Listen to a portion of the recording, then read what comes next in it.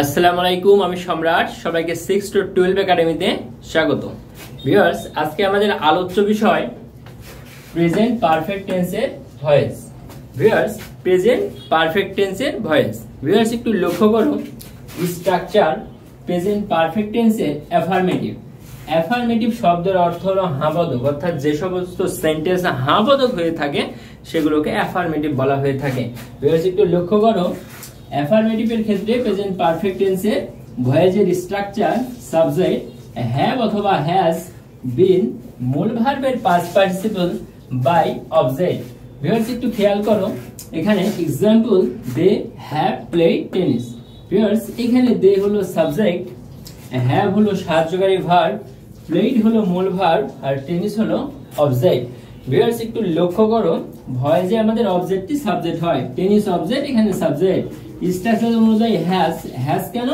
Tennis হলো third person singular number, একটি খেলা। Subject third person singular number হয়ে থাকলে এর সাথে হ্যাজ বসে। ভিউয়ার্স, স্ট্রাকচার অনুযায়ী বিন মূল ভার্বের past participle played by their objective form them.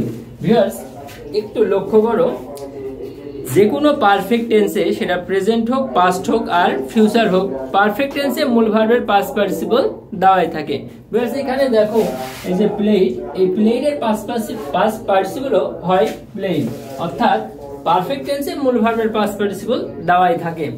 Viewers, negative শব্দের অর্থ হলো নাবোধক, অর্থাৎ যে সমস্ত সেন্টেন্স নাবোধক অর্থ প্রকাশ করে থাকে।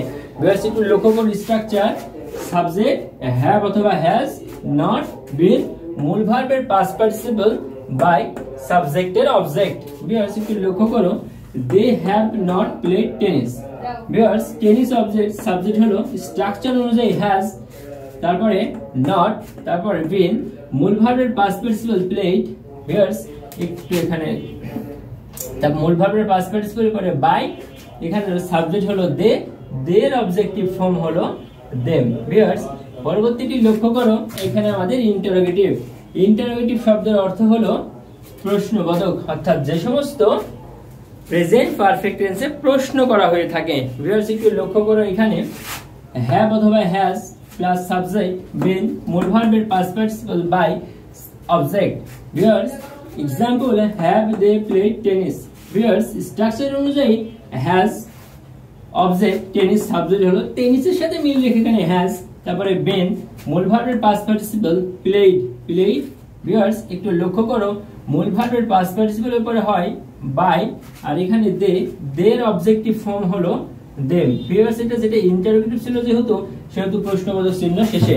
ভিউয়ার্স, একটু লক্ষ্য করো নেগেটিভ শব্দের অর্থ হলো নাবোধক আর ইন্টারোগেটিভ শব্দের অর্থ হলো প্রশ্নবোধক।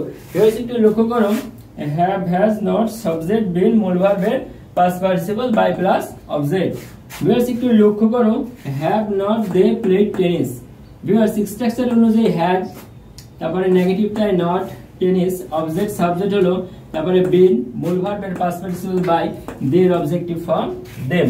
ভিউয়ার্স, ক্লাসটি কেমন লাগলো জানিয়ে দাও কমেন্ট বক্সে। ষষ্ঠ থেকে দশম শ্রেণী পর্যন্ত Bangla, English, physics, chemistry, biology, একাদশ থেকে দ্বাদশ শ্রেণী পর্যন্ত ইংলিশ, বাংলা, আইসিটি নতুন ক্লাস পেতে আমার চ্যানেলটি সাবস্ক্রাইব করে রেখো। আল্লাহ হাফেজ।